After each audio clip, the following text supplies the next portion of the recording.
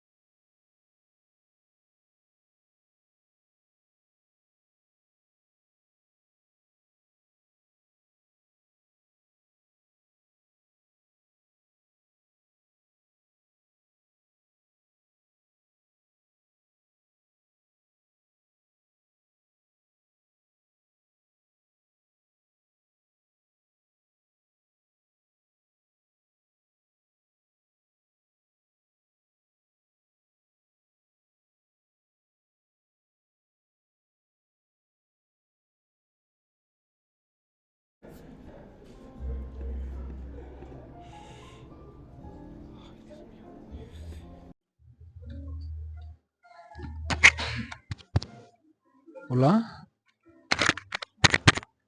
Hola. Hola.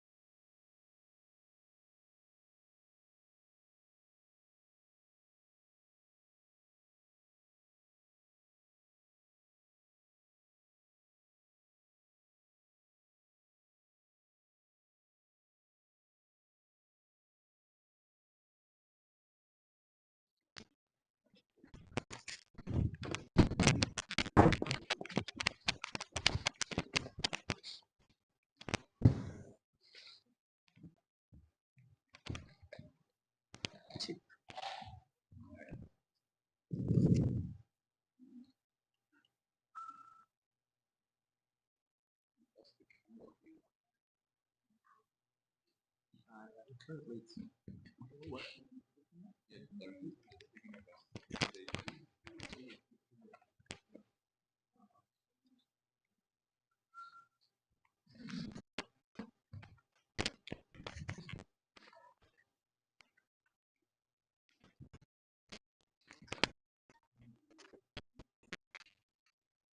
Ya vamos a empezar. Ya vamos a empezar.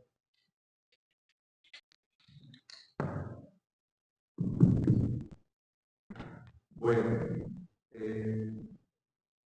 vamos a dar inicio a nuestra serie de seminarios y voy a dar una brevísima introducción en español y después nos vamos a cambiar a inglés, que también se va a conducir todo este evento. Les agradezco a todos que están presencialmente con nosotros, agradezco también a la gente que está conectada a través de internet. Está hoy con nosotros desde el Okinawa Institute of Science and Technology, el doctor Tom Brooks, que es un eminente científico cognitivo, quien ha realizado por muchos años trabajo para dilucidar el fenómeno mental. Durante 3 días, el doctor Brooks estará con nosotros en la Ciudad de México presentando trabajo recientísimo en torno a una teoría que él ha bautizado la teoría de la irrupción. La primera sesión es hoy aquí en la Facultad de Ciencias, a esta hora, al mediodía. La sesión de mañana será a la 1 de la tarde en el auditorio del Instituto de Investigaciones Matemáticas Aplicadas y Sistemas. Y la tercera sesión será el día jueves, al mediodía, en la Facultad de Psicología. Todos los datos los pueden conocer a través del programa que hemos publicado en redes sociales.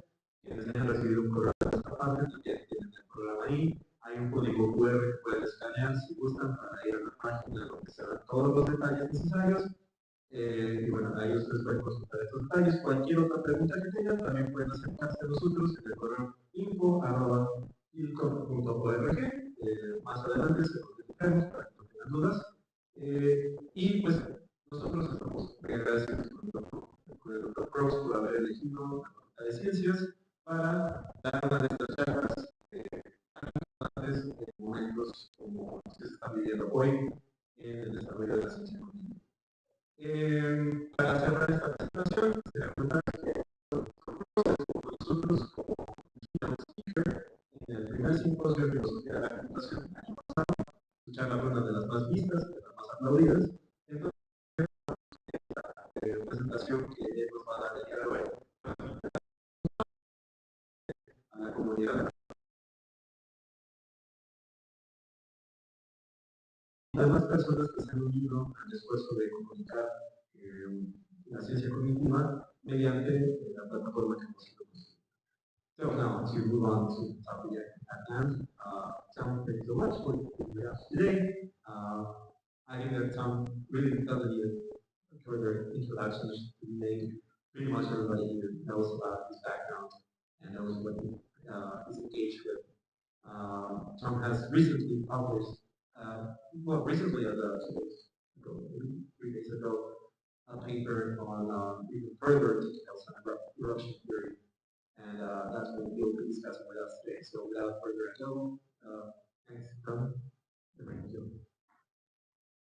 Thank you so much. Interesting again. Es un placer estar aquí con ustedes y presentar esta nueva idea. Estaba trabajando en la UNAM por 7 años y ahora en este momento me encuentro cambiando muchas cosas que estaba trabajando y que pueden dar como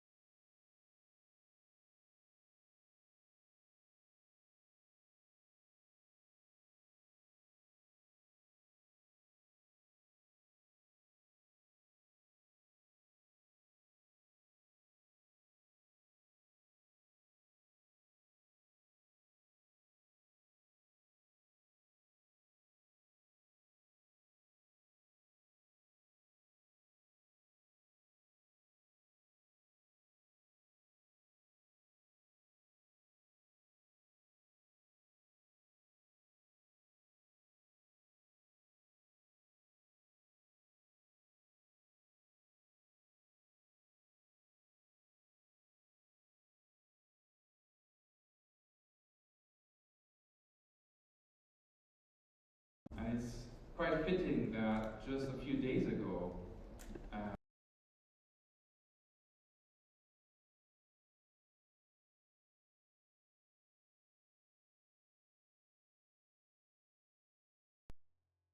on enactive artificial intelligence as the paper of the decade, which is very nice, except that these crises I'm going to present to you basically mean that I do no longer believe what I said in that paper. So I get the award, but it's a bit late because I already think that maybe we were not quite on the right target in that article. Yet the new vision of what artificial intelligence holds in store for us is not quite clear yet. And so I invite all of you to think along and think about what does the future hold.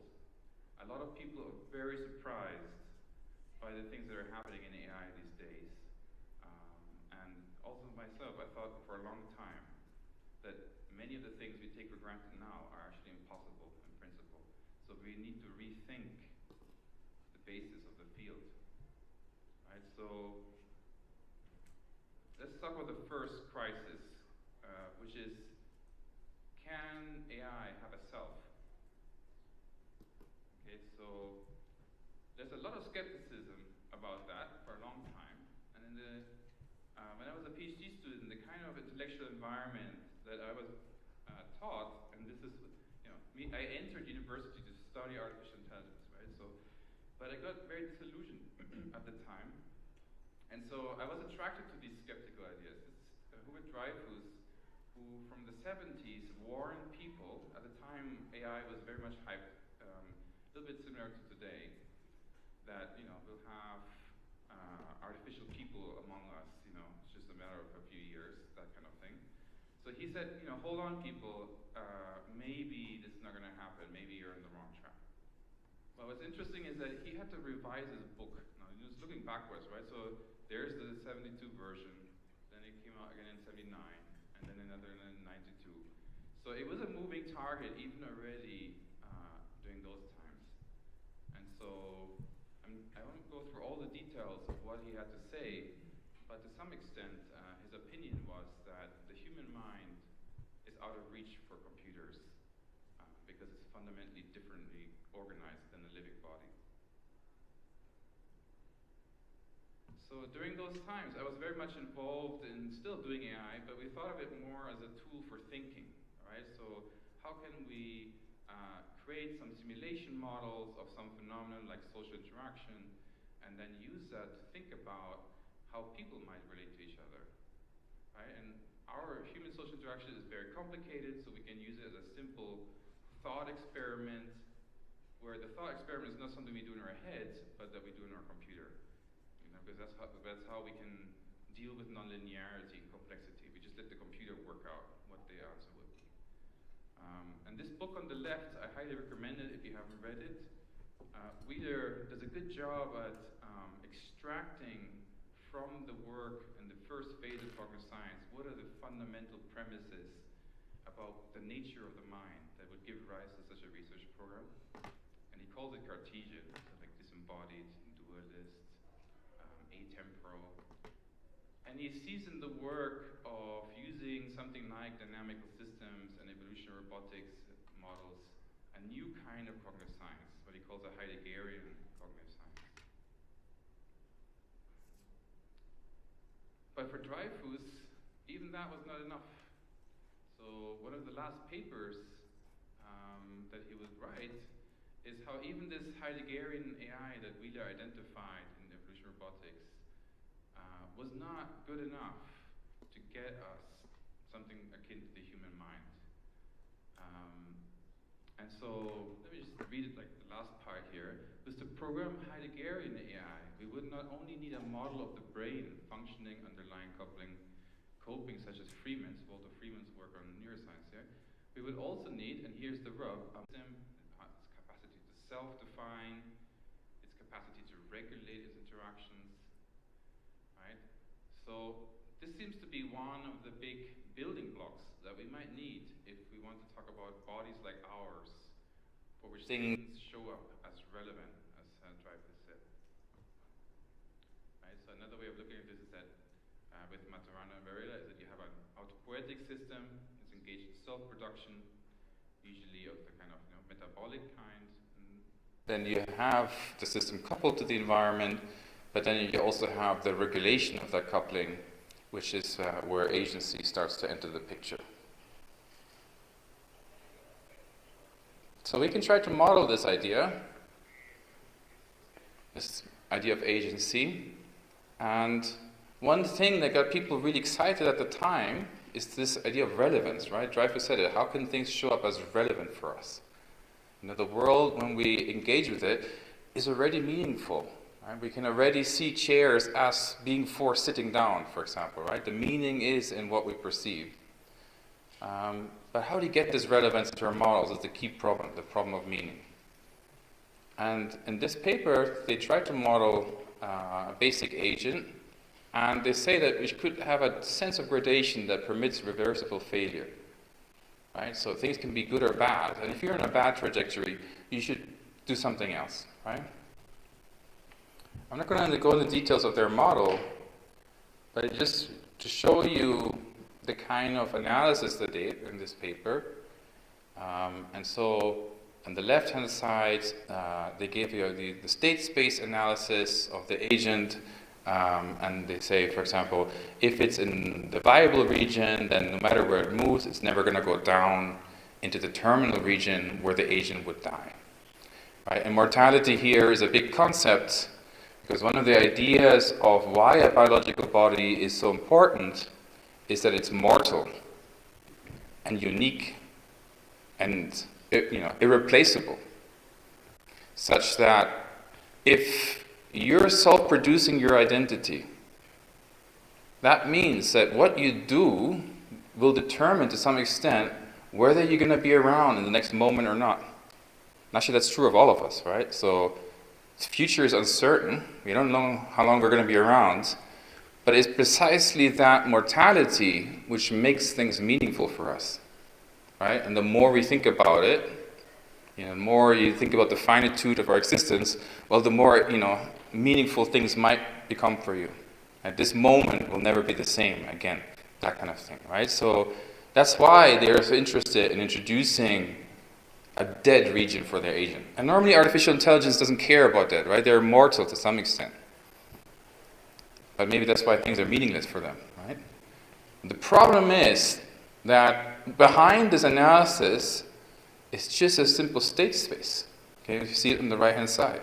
You've got your trajectories in state space, the flows of how the state would change over time. But when we look at it that way, there's no good or bad. They're just different flows. And even worse, if you happen to be the agent that's on one of the flows that takes you down to the bottom line, you can't just switch trajectories. Right? This is a deterministic dynamical system, which means that however you're going to behave is already predetermined by the initial conditions. Right? So if you're going to start at the top left side, you're doomed already from the start. You'll never be able to go anywhere else except for the dead region. And so the whole premise of their work, and by the way, these are good friends, right? So and this is good work, but I'm being a little bit critical here. So the whole premise that there's a sense in which these agents can be responsive to good or bad seems to fall apart when we realize that actually under the hood, we're dealing with a deterministic dynamical system where there's no degree of freedom in the behavior of the system. Right? It doesn't matter whether something is good or bad. Even if it were, the agent couldn't respond to it. Right? It's fixed in its behavior. So this is a problem for us if the idea is that this kind of framework applies to ourselves. That if the best way to describe human behavior is to use the language of dynamical systems theory, which is the language of natural sciences to a large extent, right? So there's a kind of background, larger problem here that if this doesn't work, then what else do we have? So this line of research was nicely summarized in this book, Sensorimotor Life, by Di Pardo. And we get here the first hints that we might need to move away from this kind of abstract dynamical systems theory.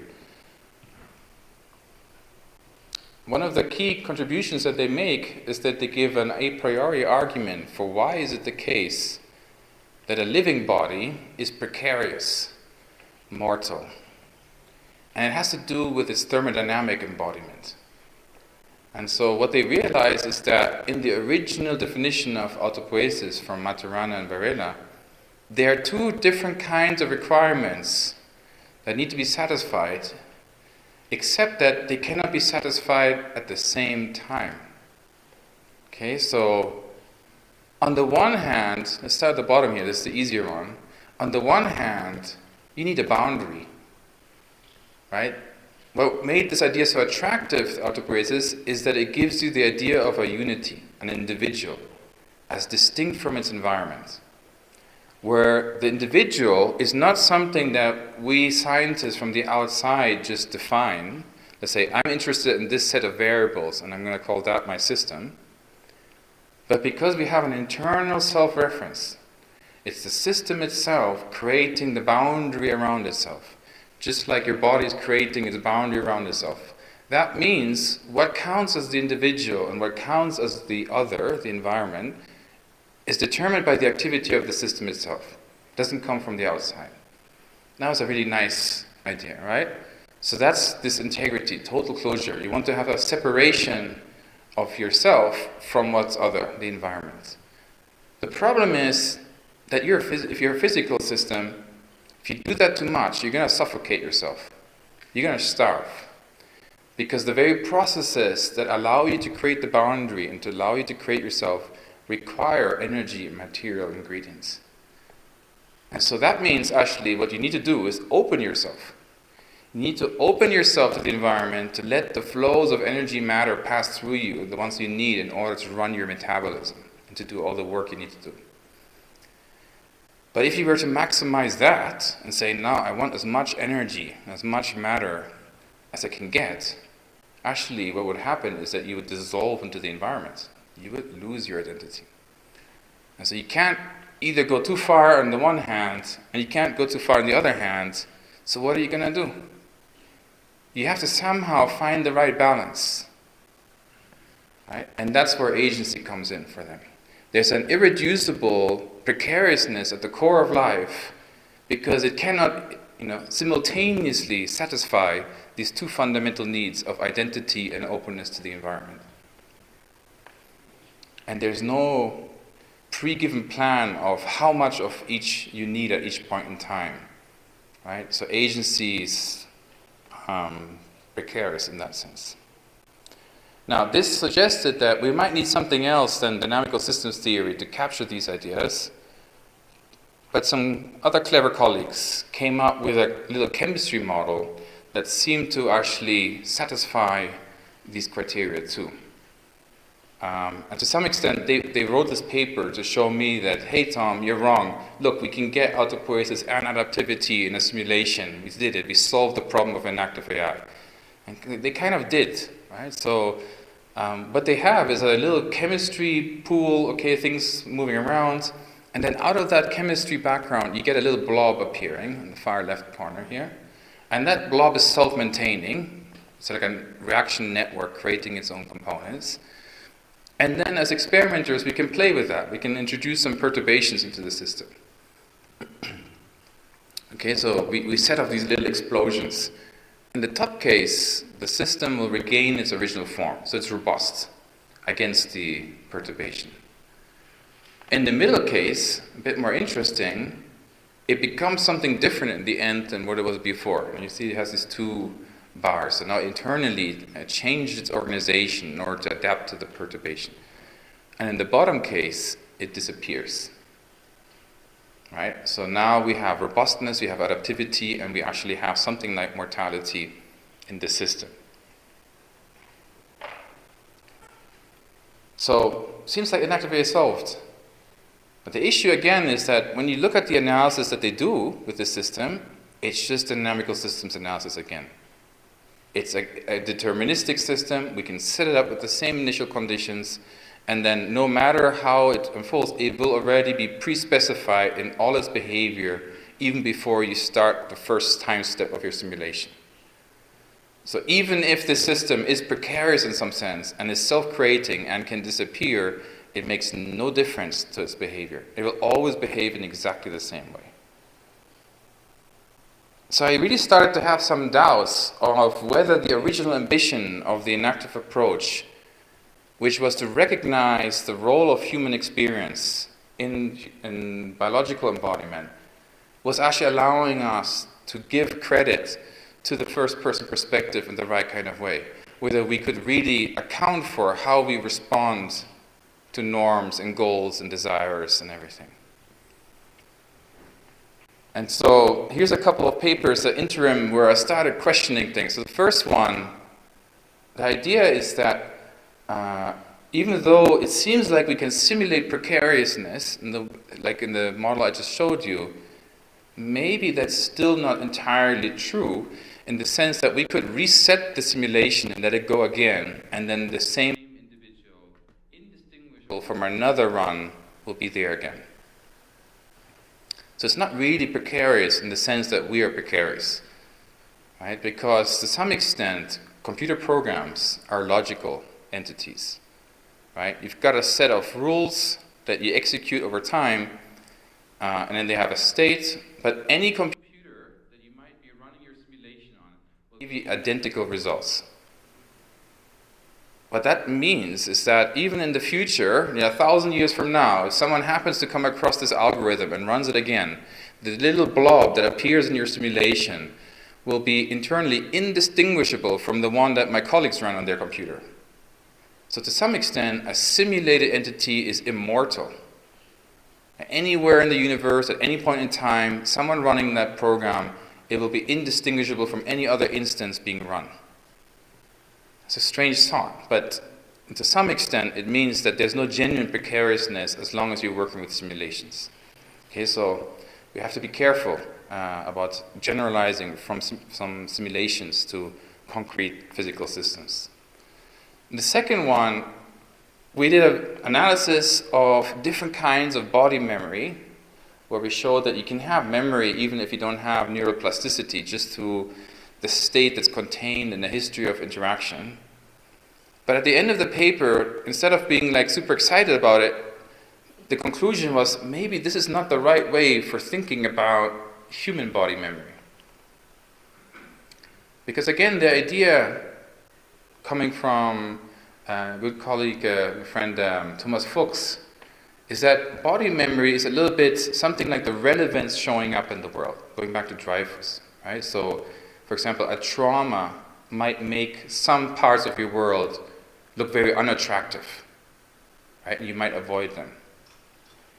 Or body memory can be something like habitual, right? So if you come into this lecture theater several times before, you might be implicitly attracted to sit in a similar place where you sat in the past, okay? And it will just look better for you. It'll be like, that path looks like the easy path to my seat that I'm sitting, right? So it's attracting to you. So he uses this notion of repelling and attracting in order to talk about how the relevance of the world shapes our behavior. And that's very nice, right, to think about that in terms of dynamical systems theory. But if we push that analogy too far, we're going to end up with the same problem that I identified with the simulation models, which means that we lose our own agency. Suddenly, we become just a state in a state space where we're falling in a particular attractor, right? And that doesn't seem to be an accurate description of the human condition either, right? So we need something slightly more loose than that. So all of this to say that this paper, the original Enactive AI paper, where I said, yeah, we need autopoiesis, we need adaptivity, that's how we're going to solve the problem of meaning in AI, turned to another paper 10 years later where I said, the problem is still with us, and we haven't solved it yet. And I still think we haven't solved it yet. But since this paper has come out, a few things have started happening that shake everything quite fundamentally. I'm going to show you all. So So this crisis has been building up, right? Like maybe we didn't really think carefully enough about what we mean by an active AI. So let's think about a completely different approach from another colleague. Takashi Kigami, he's a physicist, artist, roboticist, and he has a proposal that in order to get a human mind in an artificial system, what we need actually is something what he calls mind contagion. Instead of trying to get a completely autonomous system and then get mind somehow to emerge from within it, why don't we get a physical system and then interact with it, and by interacting with it and integrating with it, it becomes minded just through our contact with our own minds. Sounds absolutely crazy. I didn't believe him for a second. I thought he's going off the deep end, like let's just stick with the artificial life. What's this crazy stuff, right? But there are some parts of his architecture which actually speak to some of the issues I raised before, which is that, and we analyzed this in this paper down here, that it has a lot of spontaneous dynamics. So it's not a deterministic system, number one. So that means for every particular run that the system does, it is a unique run. Can't have the same exact run twice. And it's open to the environment in a way that other systems are not. So the simulation models I showed you are complete systems. They're closed. This one is a physical system, which means that it is actually coupled with the real world. And this is how he kind of like draws it in a funny way. And there's all kinds of internal loops, and if there's nothing in front of the robot to interact with, it will start evoking some memories and playing with those memories, so you have lots of neural noise thrown in and so on. I kind of ignored this approach, thinking it was too crazy, but then one time I saw his robot in action, and it completely transformed the way I think about things. So this is the Android that is actually running this architecture that I'm describing. And as part of the Artificial Life conference back in 2018 in Tokyo, that was hosted by Professor Kigami, as part of the public outreach event, they had the robot conduct an opera. So they actually created an opera for the robot to conduct. And so you can see it on the stage, and there's the orchestra on the bottom left. You can see the people sitting in front of the sheet music. And this was in the Tokyo Science Museum in the main hall, and it was a sold-out event for the public. All the seats were taken. It was huge. And when this orchestra started happening, and then the robot started conducting and starting to also sing with a very strange voice, suddenly there's a transformation in my experience of the Android. Okay, I've worked with robots for most of my career, and usually they look like nothing except for your laptop, piece of hardware, maybe more interesting in the sense that you can move rather than just sit on a table, but not much different than that. For the duration of this orchestra performance, I could see the Android being aware of itself. I could see it being aware of its surroundings. It was like consciousness descended into the Android, and it just woke up in front of the orchestra. And it's hard to explain what that felt like. But the thing is that when we look at other people, we immediately see them as other people. Right? Unless you have an unfortunate condition, in which case you might not be able to see other people as people. For example, if you have autism or something like that, or if you have schizophrenia in some cases, most of the time we don't need to think, is that another person that has a mind of its own with experiences and desires and so on. We see it. We see other people as other people directly in our experience. Well, the same happened with the Android. I could see it. I could see that it was aware. And to be fair, actually, it was not very happy about it, I think.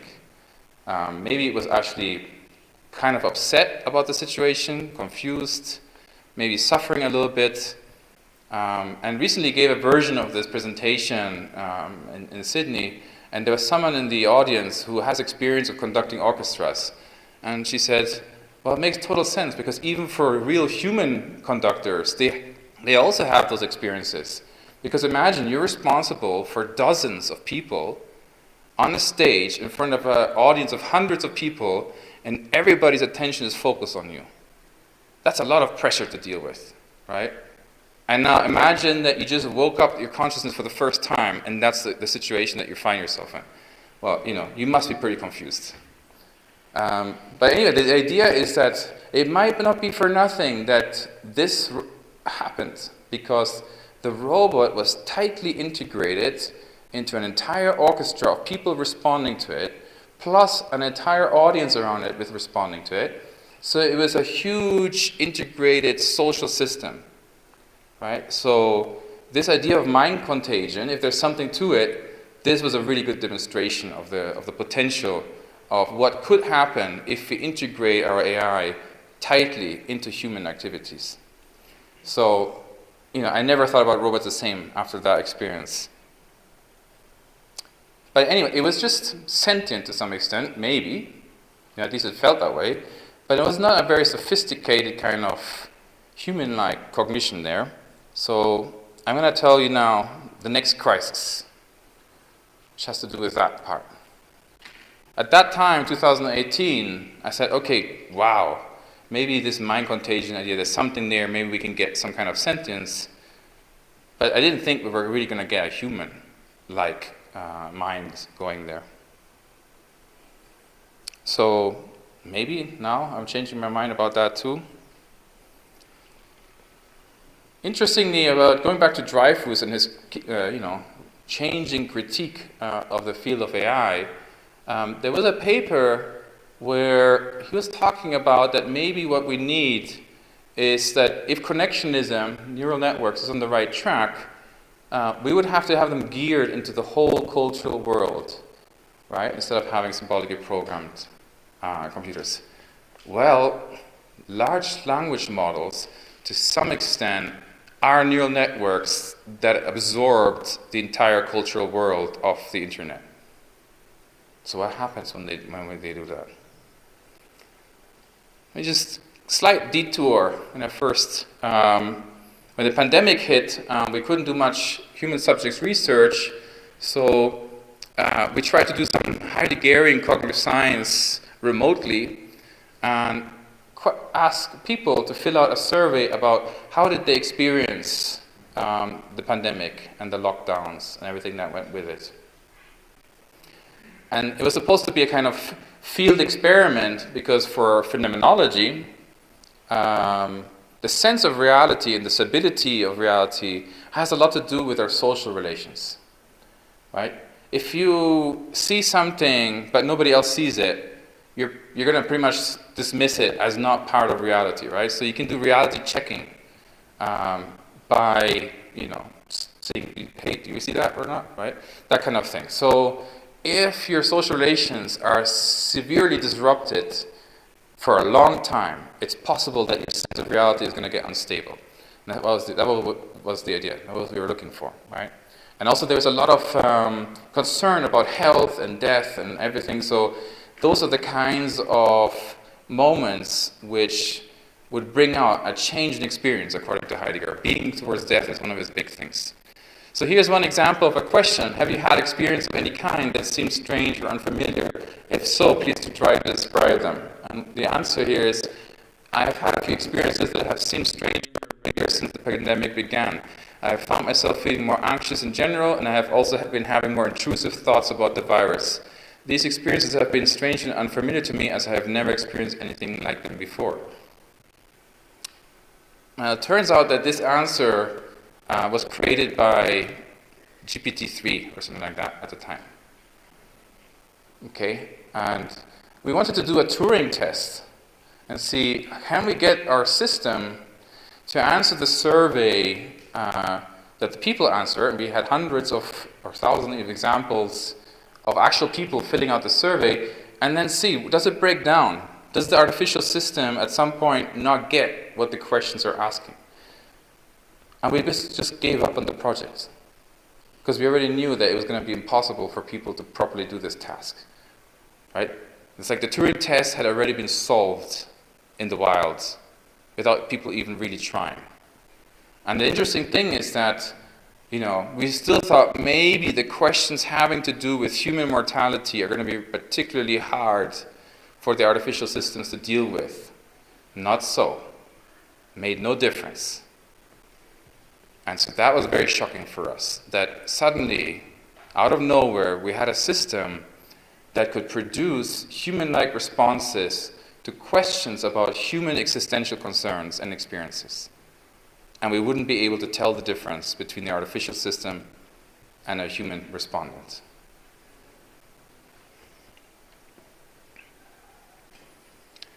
So that really got us thinking, okay? None of my colleagues, myself included, thought that this would ever be possible. So maybe all our ideas about the limits of AI were wrong. But then what's the alternative? Okay, there's a lot of debate about what's the meaning of the fact that these large language models can imitate humans so well that we can have conversations with them and it feels natural. And one of the things that, is still ongoing work, but one of the things that comes out of this is, again, that we can use these systems also as tools to reflect back on our own capacities and rethink them. Because for a lot of people, the idea was that, hey, given that these systems can speak like us and can talk about experiences like us, maybe we should grant them sentience and consciousness. But why should we think that language requires consciousness in the first place? And so one of the things that we put in this preprint is actually maybe what this actually shows us to some extent is how much language production is actually unconscious, even for us. And it kind of makes sense that you can drive yourself crazy by reflecting upon yourself and thinking, where do my thoughts come from? Where do my words come from? It's more like I have the intention of giving this lecture to you and the words just somehow magically self-organize around my intentions. I don't select the words, word by word to speak them, right? So if language is already a kind of self-organizing process that just happens spontaneously, and we just have to somehow give the impulse to it, and then speech comes out, then maybe it's not so surprising that this can be modeled, even if the system itself might not be fully conscious. But this article might already be too late again. Okay, so this field is moving so fast. Because earlier this year, this preprint came out of how to deal with the lack of state in these systems. Right? So the transform model, you just take a sequence of language and you map it into another sequence of language. There's no memory. Okay, so there's a problem that if you keep talking with these systems, they will eventually lose track of the conversation, and it'll be a little bit odd. That's where you kind of start noticing that you're not dealing with a person, right? Well, what these researchers did is create a prompt scaffold around the large language model. I don't know which, it's like GPT-4 or something like that, in which they give it a memory. And this memory is created by the system itself. They basically say that, could you please summarize the conversation so far? Just give me the gist of the meaning of the conversation. Okay, and that will produce you a little summary. So you will give to the system. And then you give it the current state of where your conversation is. And then on that basis, it has to generate what will happen next. Now, for people familiar with Husserl's phenomenology, this is very reminiscent to his very famous solution to the problem of personal identity. In fact, to the problem of the stream of consciousness. How come your stream of experiences, your stream of consciousness is internally integrated such that you feel familiar with yourself across time, rather than every moment you think, I'm a new person, new person, new person, new person. So his solution to that is that time and consciousness is actually not an infinitely thin slice, but is already a little bit thick somehow. It already has a little bit of duration. So what we call now already has a sense for what will be the next now. Something is, anticipated. And also it has a trace of what was the last now. Right? So that we have this threefold structure. In the primal impression now, what's coming next, and what was just happening. But interestingly, the past of your now itself at some point was a threefold structure with anticipation of the current impression and what happened before. So this is a nested structure. So each time some now collapses into the past, this threefold structure collapses with it. And that means that actually you have an internal trace through all your experiences which creates a continuity that's intrinsic to the system. It's very different from a normal computer for which time, to some extent, is just a logical sequence of steps. Okay, which step is going to be executed now, next. But there's no sense for how much time has passed between the steps. Sometimes, Enrique was complaining about, hey, this Windows computer is too slow or something like that. Sometimes it just slows down. And it makes no difference to the computation, because it's just about the logic sequence. That's all that matters, not about the timing. But this is different. Okay? It's an internally, recursively nested structure of time. The thing is that for Husserl, this was the basis of the minimal self, the minimal conscious self, your stream of consciousness. It turns out, like going back to this slide, that for people working with large language models, they think that this is the next step in order to solve the problem of personal identity for large language models. And it's interesting that the memory that's being put here is not just symbols, but it's the gist, it's the meaning of what was the conversation about. What was the conversation about interpreted by the large language model? And so they have a lot of success with this. Now, it's different in the sense from what we might think is the basis of time consciousness in people. And Varela did a lot of work on his neurophenomenology, looking at what could be the basis in the brain about large neural synchrony being the basis for this nested structure. But why would we privilege this structure over the large language model structure? It seems like, unless we want to be bio-chauvinist and say there's something special about the neurons, maybe the large language model should also be granted this kind of structure. So that means that maybe these systems now have the capacity not just to be minimally sentient, but also to have a narrative self. And Sean Gallagher, who's worked a lot on pattern theory of self, is also looking at this. And so these are really interesting times where it might be the case that we have currently no good grounds to reject the possibility of narrative selfhood to an artificial system. And if there's any philosophers in the room, or people with a humanities background, there's a big opportunity now, because this, they came up with this memory structure, not knowing anything about Husserl or time consciousness or the threefold structure or anything like that. What they're just doing is writing these very elaborate prompts. Here's an example, to prompt ChatGPT in the right way to become more sophisticated in its responses. So there's going to be a new job market for people who can write the right kind of prompts for these systems to scaffold it around the base model.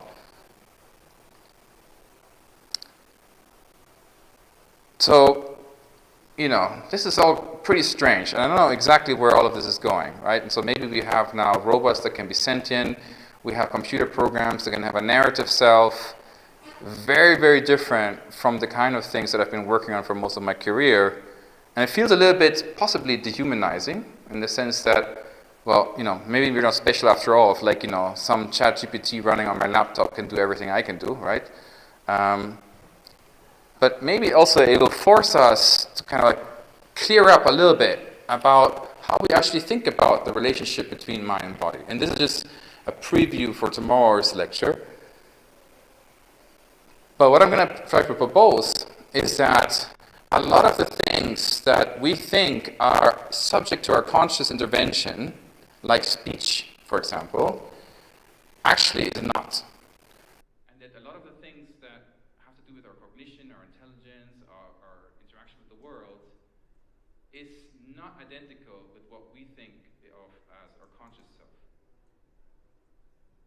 And what these new technologies show us is that indeed maybe these things can be separated, and we can have artificial versions of our capacities, even if they don't get full-blown consciousness the way that we do, possibly. Now that's kind of weird to have this strange split. It sounds a little bit like a return to dualism. I promise you it's not. We will see about that tomorrow.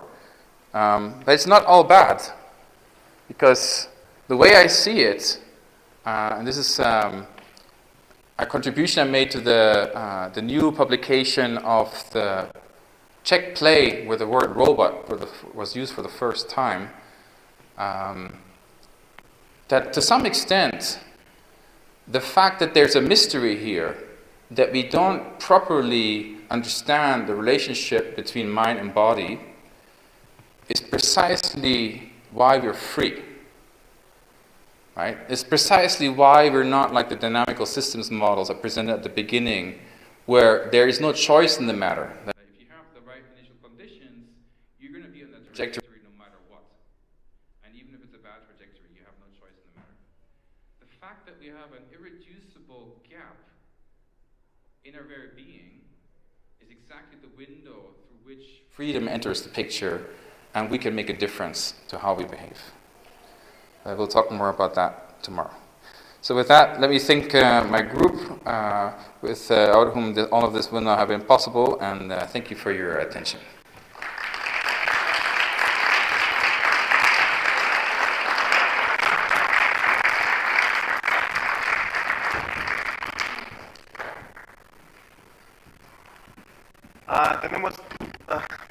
Tenemos tiempo para preguntas. Si alguien quiere hacer una pregunta, si la quieren hacer en español, las podemos traducir. Allá hay dos. Entonces empezamos con Miguel, pues contigo. Voy para...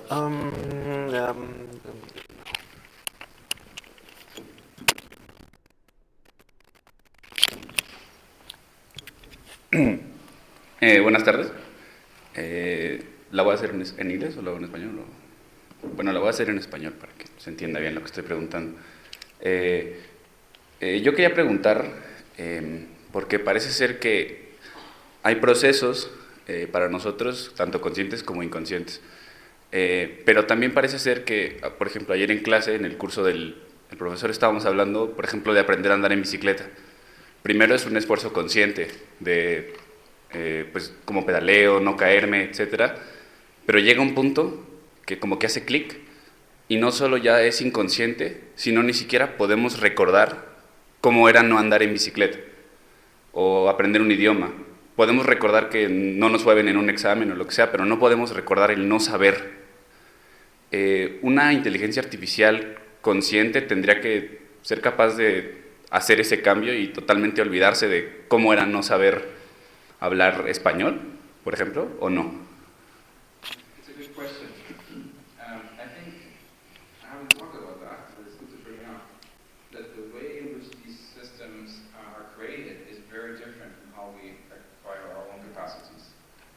And that's a very big debate right now in the field. Does that difference matter or not? So for example, in the case of the large language models, it seems very odd the way they're trained, right? You're given the entire textual corpus of the internet, and then billions of parameters, and then you're just training on that huge corpus. Now, that's very different from how we acquire language when we were small. The fact that these two very, very different processes end up with very comparable capacities at the end is interesting. It's kind of convergent development, right? I think it's a big open question. Like, what is the meaning of that? The way I'm starting to think about it, though, is that perhaps we're underestimating the richness of the linguistic environment of humans. Right, so there's this, going back to Chomsky, there's this idea that there's a poverty of linguistic input to the child, which is why it has to have a lot of genetic pre-specification in order to be able to pick up the capacities. But there's a lot of work now with wearable cameras and so on that actually track the day-to-day environment of infants, and they're constantly embedded in language. You know, there's always people talking around them all the time. So how impoverished they really are linguistically, I'm not sure. And the other thing that's a little bit crazy, but I like to play with this idea, is that we might be underestimating how interconnected we actually are when we grow up. Switched. So a couple of things that I'll get back to in the third lecture, but just to preempt a little bit. In our lab, one of the research things that we really love is looking at how people's brains sync up when we interact, or also how they desynchronize when we interact. And so the traditional idea in cognitive science that each brain is isolated from every other brain is quite likely wrong. We're affecting each other all the time at an unconscious level. And how much that happens is something that we're investigating. But take that idea of this interbrain synchrony and combine that with another well-known idea, which is that our social world is organized as a small world network, which means that on average, you're connected with everybody else on this entire planet through something like 6 other people. Okay? So if we affect each other all the time, and our brains affect each other all the time when we're interacting, and we're on average connected with everybody else on this planet with an average of 6 other people, who knows what kind of structure we're actually embedded in the background, and we never even realized. It's not going to be like the internet, for sure, but maybe we've been totally underestimating the kind of context in which we're developing, basically. Total speculation, but love this kind of question. Thank you.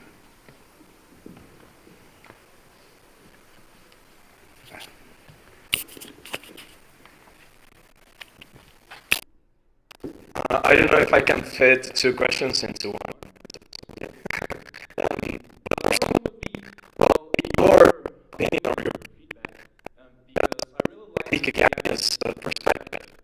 And I find this parallel between the development of a natural or biological human mind in its infancy through social interactions.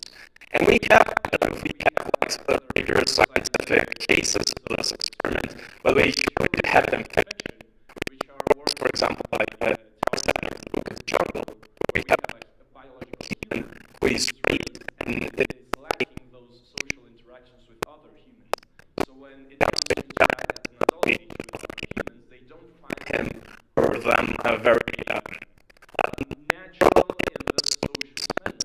So maybe it's worth considering as something essential if we're trying to emulate or reproduce human minds. This element of social interactions that are shaping the development process of an artificial brain. So that would be like my proposition, expected feedback, that if it's worth to bet even more deeply into Kigami's proposition. And the other question would be regarding Husserl and the sense of continuity. I would like to hear your opinion on dreams, because this is a human experience in which our sense of continuity seems to be interrupted in some way. Yet this interruption doesn't lead us to wake up instantly from the dream. There's no connection between the sense of being awake and dreaming something entirely different from our yesterday experience that makes us say, stop, this seems unnatural. So how would this phenomenon of dreams could be traced into the artificial realm?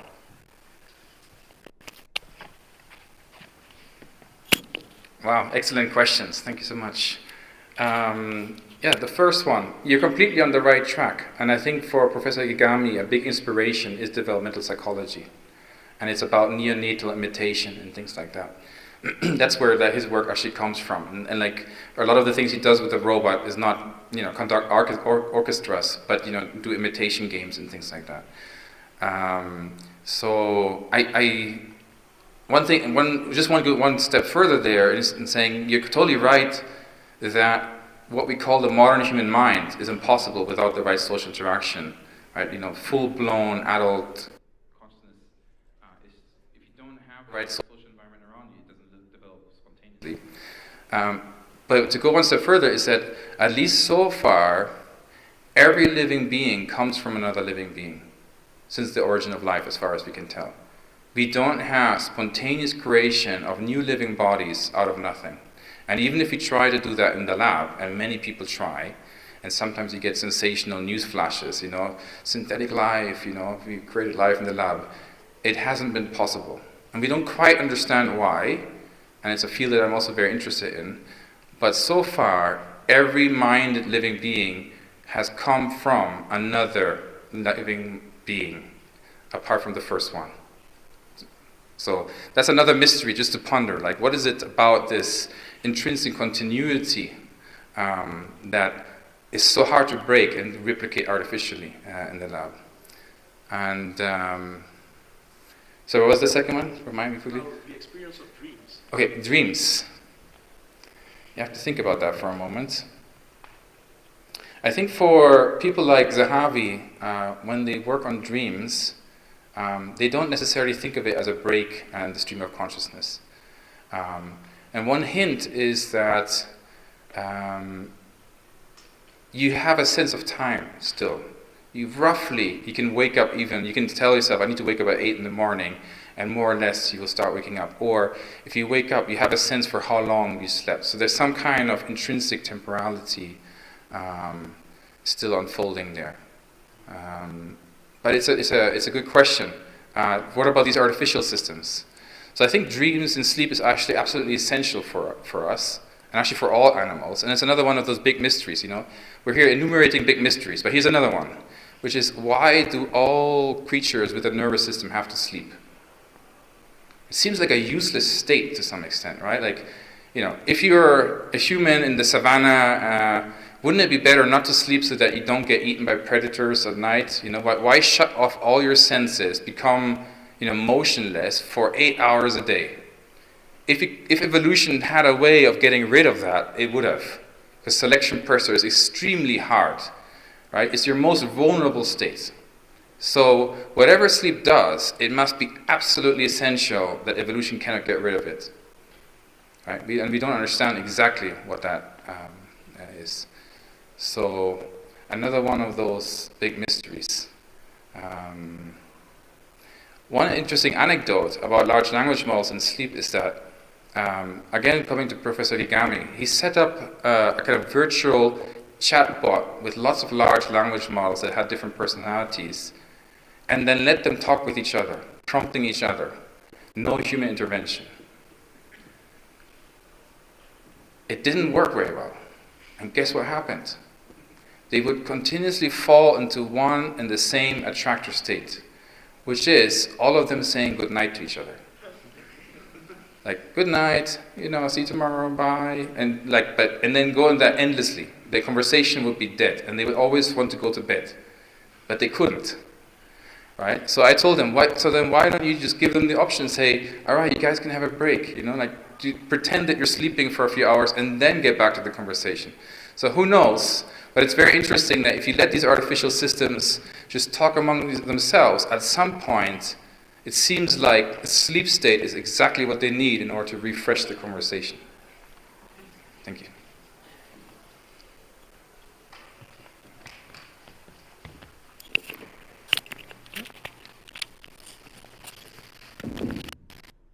Gracias, Tom.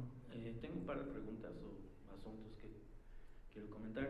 El primero es algo muy específicamente referente a una publicación reciente en la revista Constructivist Foundations, que hemos estado analizando en el seminario, que, si entiendo bien, es el sucesor del que tú tenías en Filosóficas, está a cargo de Melina Castelo. Es este trabajo escrito por Dengso y Kirchhoff, donde hacen esta propuesta crítica sobre el carácter individualístico de la ciencia cognitiva inactiva, que depende centralmente del concepto de autopoiesis. Entonces la propuesta es sustituir autopoiesis por los conceptos de simpoiesis, ¿no?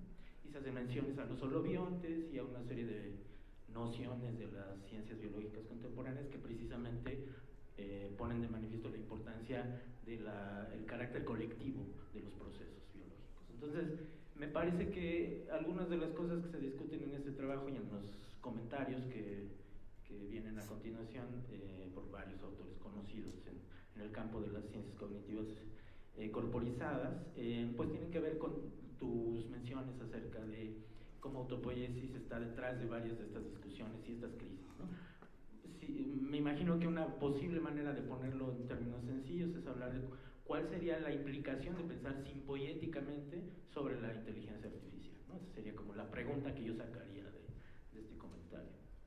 Y la segunda cuestión que también surge de esa discusión que tenemos en el seminario tiene que ver con que repetidas ocasiones se ve que todos esos autores que tú conoces y son tus colegas tienen una visión hasta cierto punto, vamos a decir, idealizada de lo que son los sistemas biológicos, porque muchas veces se habla de biological systems por aquí y por allá, pero en realidad el énfasis es en una visión a veces incluso superficial de la especie humana y del cuerpo humano, ¿no? Entonces, si pensamos paleoantropológicamente, por ejemplo, y vemos todo lo que hoy sabemos que no sabíamos hace 10, 15 años, sin meter a la genómica, porque eso estorba, no tiene nada que ver. Es el asunto paleoantropológico clásico de nuevos descubrimientos sobre cultura material, pero también anatomía osteológica, etcétera, etcétera. Sabemos que hay una gran diversidad de especies de Homo que no necesariamente tenían lenguaje. Entonces, ¿de qué manera toda la teorización que tú estás presentando puede iluminar algo al respecto del proceso de hominización, del cual somos una parte muy pequeña, que casualmente resultó la única que sobrevivió, ¿no?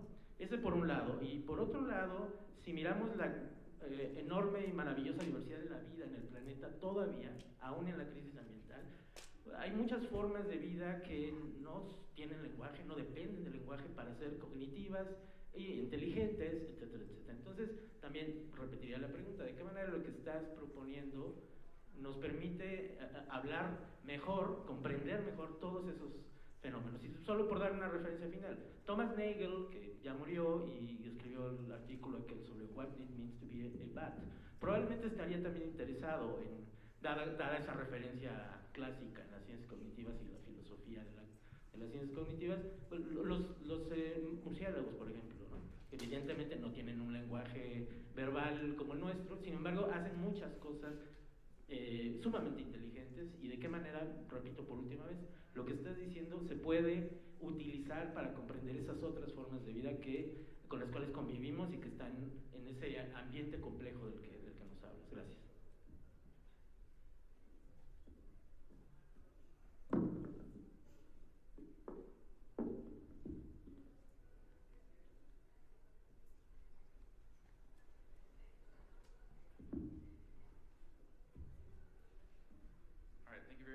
Lots of questions.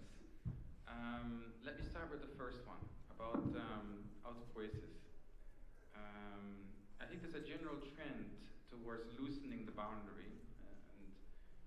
In the very beginning, in Maturana Varela, it was a very absolute kind of self-contained system. And there was no intersection with relational aspects. So that's already opening. But my worry with the kind of proposal that you're discussing is that if we open it too much and really start involving the environment in a significant way, we lose that which was most valuable about the concept, which is the notion of individuality. And so we have to be a little bit careful, because from an epistemological point of view, when we go as scientists in the world and we ask the question, I'm interested in the microprocessor, and that's the only thing I'm going to study, or I want to study the whole laptop and so on. And it doesn't really make a difference. We can choose to define the boundaries however we're interested. What's interesting about living systems is that if you select the right of the processes that they enable, and they wouldn't exist like that otherwise in nature. Now, trying to get to grips with what this self-reference means is very hard.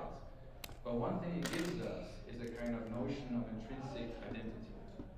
That here we have a system that, although it's up to us scientists to carve it out of nature and say, I'm going to study this, when we do, it's self-determining, self-identifying. That's a very interesting kind of system for that reason. So although I'm very open to the possibility that we need to include more aspects of the environment, I also want to still keep hold of this very special property that can give us new perspectives on that process. I don't have time to unpack it completely, But one thing that seems to be a general principle, and actually goes back to your first point, is that it inverts the direction of the explanation in a lot of cases. So a lot of the times, traditional accounts go from the inside to the outside. So let's say, for example, a key moment in the origins of our own species is when we were starting to be able to make symbols and have markings. You know, there's a debate. Did Neanderthals also do this? Can we go a little bit further back and still have these etches on pieces of shell and so on? How far back can we go and look at a mark and say this mark was made intentionally for symbolic purposes and not for instrumental purposes because you're just trying to cut something? The idea traditionally is that you had a genetic change, random mutation, and suddenly, oh my goodness, I can think symbolically, and now I'm going to make symbols everywhere. Right? That's the kind of direction of explanation. Whereas going a little bit with a more environmentally embedded approach, why not turn things around? For example, you live in a cave, you make a fire, the fire makes the cave dark because of the smoke and so on. The next time you come back, well, you see, someone was there, right? Because the environment has been changed. And so it's a natural symbol, in a sense, where the trace of an activity now stands for that activity. And if you start manipulating that actively, then it's maybe that way around, that our engagement with the material environment enable capacities internally that we didn't have before. This is just one example. It's hard to think about this through because, of course, we don't have the evidence. But basically, it opens up a broader spectrum of possible explanations. And then the biological story is still important, but it's actually the one that's the slower one to some extent. You think about the speed of cultural evolution, and maybe we can talk a little bit about language here too. The selection pressure is actually more on the language than on our genes. Okay, like biological evolution moves in millions of years, right? But language evolution can move very fast. Languages are dying out all the time around us nowadays. People are very concerned about the loss of languages, right? So there's a selection process. If you're a language, I'm talking from the point of view of the language, that is very hard to learn, and there's not a lot of people speaking it, you're in danger of dying out. But if you're a language that is easily acquired and easily transmitted, you have more chances of being passed through generations. And so the question is, did we evolve to speak? Or did the languages evolve to be spoken? And probably it was a little bit of both. But if you think about the time scales, actually it's the languages which have to evolve faster than we do biologically. And potentially this is the same for other kinds of symbolic capacities, that first, there's an external cultural process which then later biology kind of adapted to. But the main process might actually be happening in our interaction with the environment.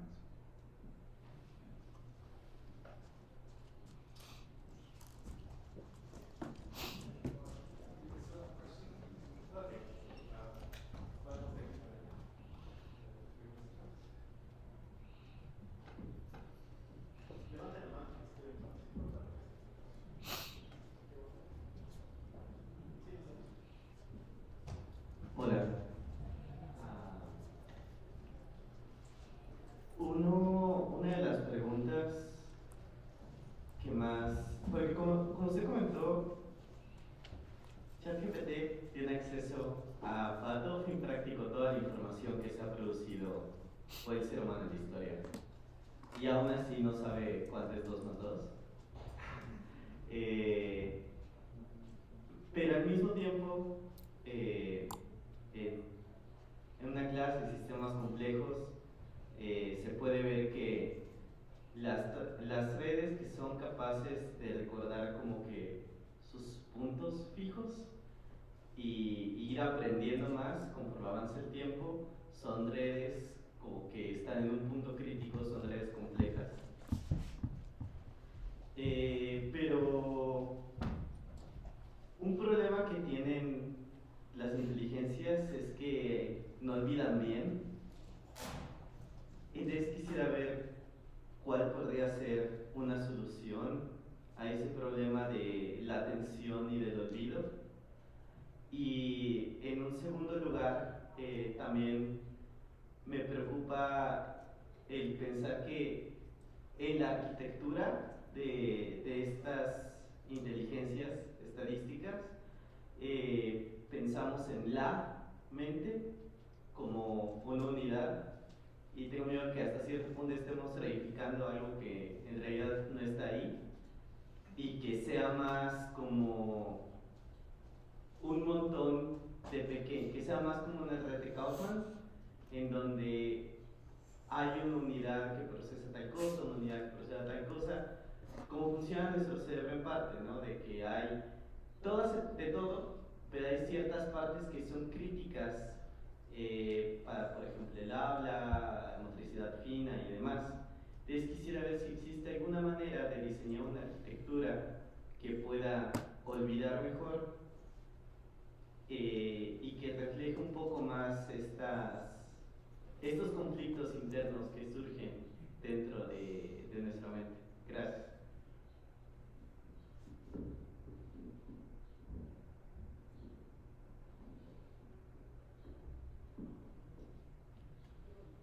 Thank you. Lots of questions. First, about the shortcomings of the current systems.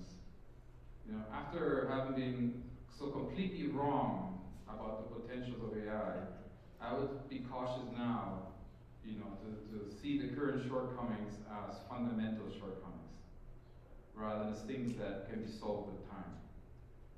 I think actually for everybody, you know, a good kind of reflection is, given what the state of these systems is now, let's say give it 100 years, what do you think they still cannot do?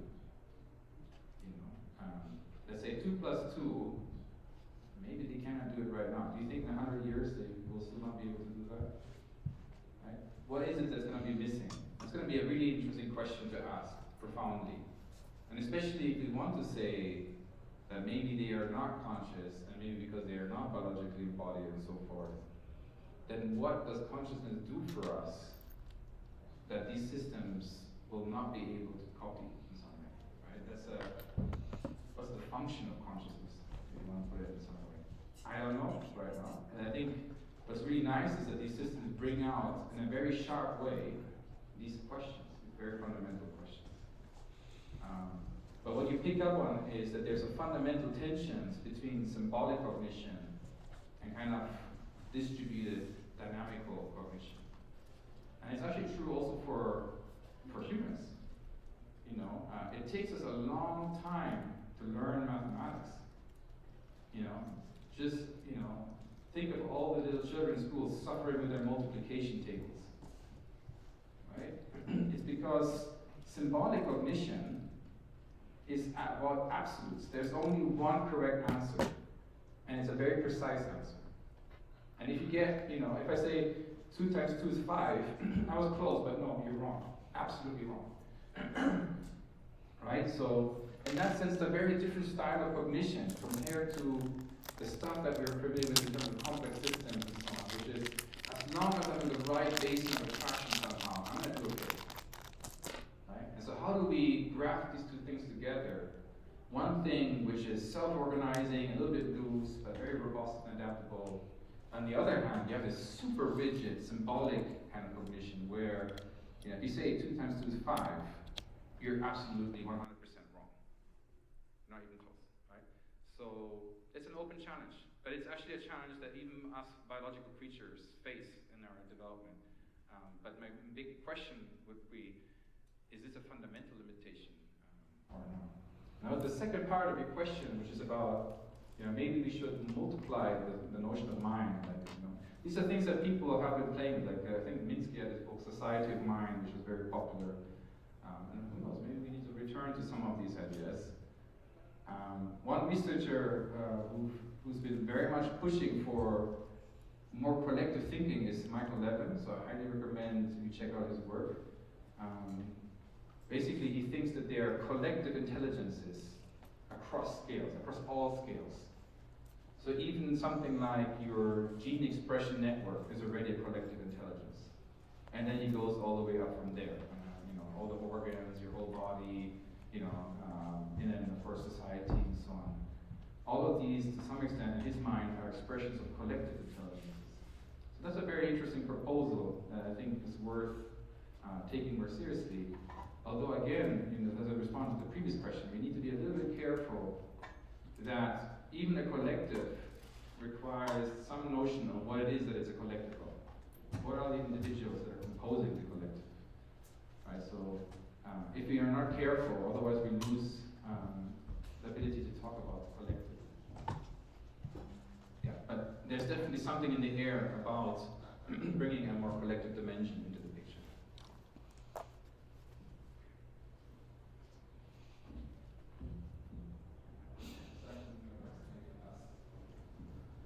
So let's try to be brief with our questions.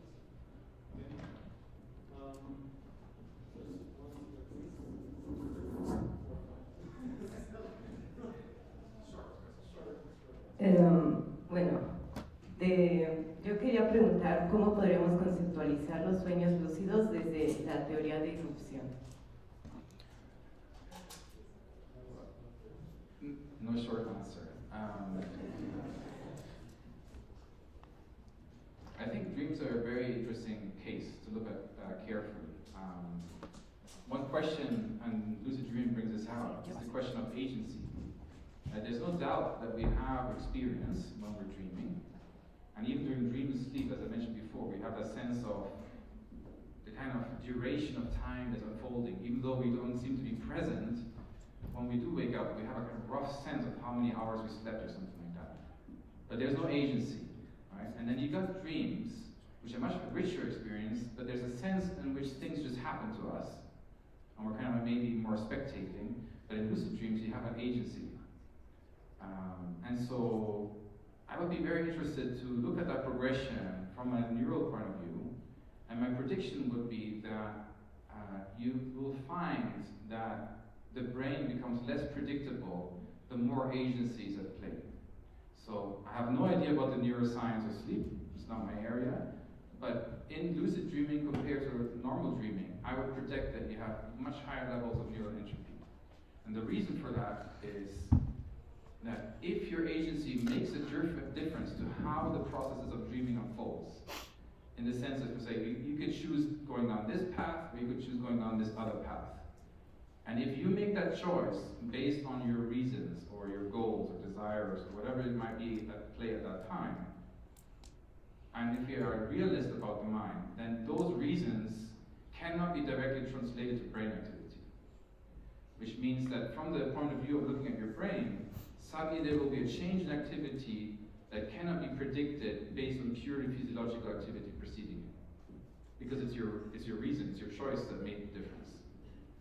And so that's just a prediction. So we could go and test, compare lucid dreaming with normal dreaming. Do we find that in lucid dreaming the brain becomes less predictable? Thank you.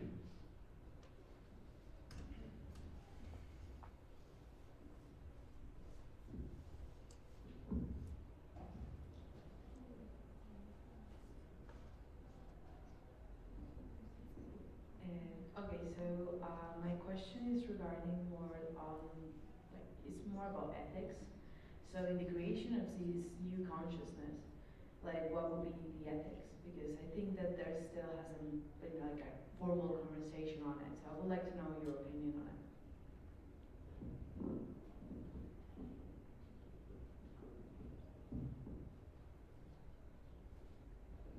Thank you for bringing this up. It's a very important conversation to have. And to some extent, the reflections I presented today were originally created because of this topic.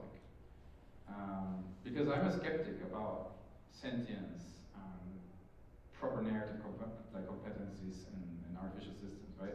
My whole career, to some extent, was what these systems will never be able to do. And suddenly we have systems that shock me into thinking, do I really perceive this android being aware of the orchestra? Do I really find now I'm incapable of distinguishing human and artificial responses to questions about existential concerns? Okay, that's very shocking, right? And really an important question in that debate will be, do we now attribute those things genuinely to these systems or not? And so what I did in this talk, one way of reading it is, here's my best account for that position. Like, how far could I go to attributing those abilities to the systems themselves? And I still think that right now the jury is out. I'm not committed to saying that they are sentient or they have a narrative self. I was giving you reasons for thinking about it in that way, but I'm not totally convinced yet. Because the reason is ethical to some extent. If these instead are tools, just tools, that have the appearances of humans and have human-like capacities, but are themselves not humans, or at least not sentient with narrative selves, the way in which our responsibilities toward these systems will look like are completely different. And so most of the debate right now has been about treating these systems as conscious agents in their own right. But we have to be very careful, because that's a very convenient narrative for the companies who are creating these technologies. Because it will basically mean that they themselves are not ethically responsible for their systems. But if these systems are not genuine agents with experiences and selves, then the companies behind them are responsible for them as technology. And so this is going to be a very important debate, but we have to always keep in mind that when you read articles about hype, about all these, look, they're now conscious and sentient and all this, there's a very big conflict of interest on the side of the companies promoting that narrative, because it's basically a way for them of abdicating from any responsibility of what those technologies might do. Yeah, thank you.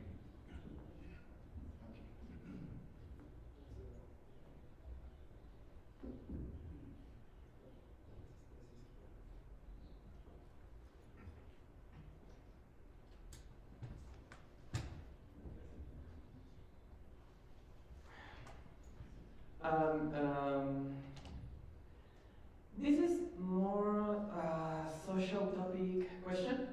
So I ask, it has been shown that popular language models that recollect data and interact with people via streaming messages or videos or any social media adopt extremist, and I'm meaning by extremist, racists, anti-Semitic, I don't know how to pronounce it, or sexist ideologies. With that in mind, I ask, how pessimistic should we be as society towards the narrative self that an artificial intelligence could develop in the next 5 or 10 years?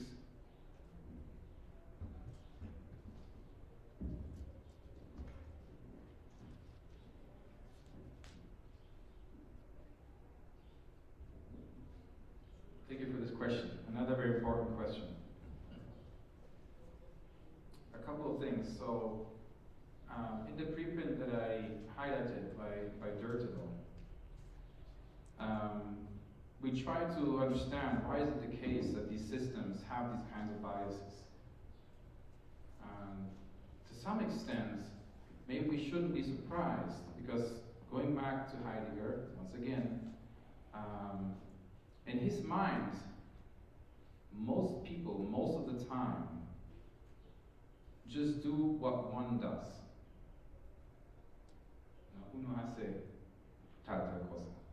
Who is this one that he's referring to? One doesn't do that. The normativity of a situation is being attributed to an anonymous individual, which somehow represents all of society. For him, a lot of us, most of the time, behave automatically in that way, but when we do that, it's an inauthentic mode of being. And so it's kind of like taking the lowest common denominator of all utterances, and then it becomes what one does and what one says, but it's inauthentic. You're not expressing yourself genuinely. And so our argument is that what these systems are doing is mechanicizing the one.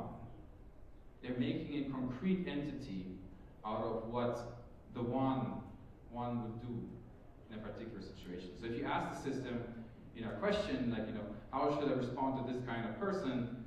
it will tell you what one does in that kind of situation. But that doesn't mean that it is a good response or the right response.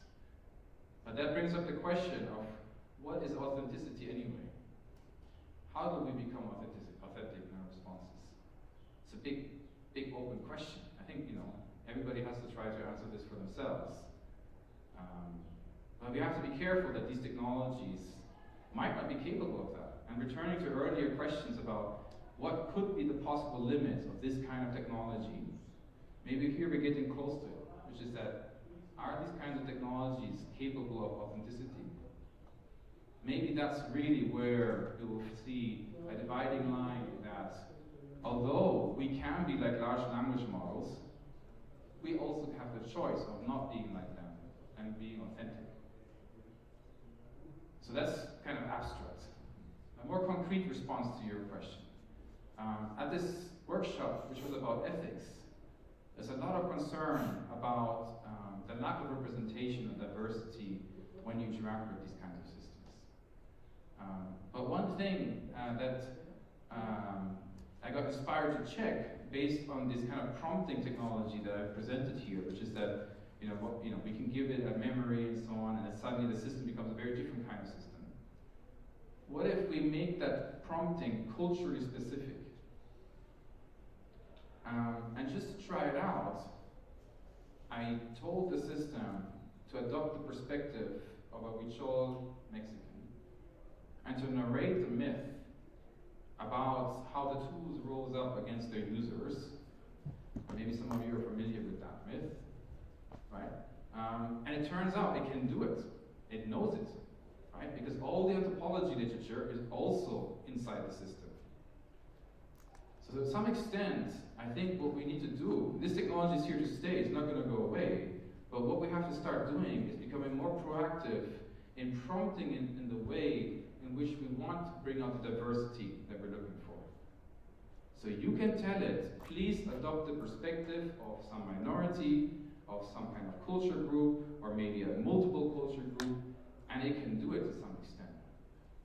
So I think there's an underexplored potential in these systems to actually bring out the diversity that is drowned out by how one does things if we just ask it generic questions.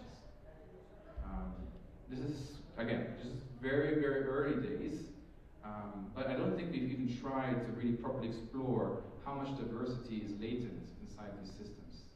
So given that we can't prevent this technology from spreading through our society, at least what we can do is try to learn how to use it in the right way such that we don't get responses which might seem inappropriate. Okay, so as we don't have more time, I'm sorry, but maybe people who have some questions could relay them to you outside of the break. Alas, we have run out of time. We're actually 3 minutes over our time limit. So thanks so much, Tom, for being with us today. We eagerly await your seminar series tomorrow, sessions tomorrow at IMAS at 1:00 p.m. and then on Thursday at the School of Psychology at noon. So thanks so much, Tom, and we'll see you tomorrow. Thanks.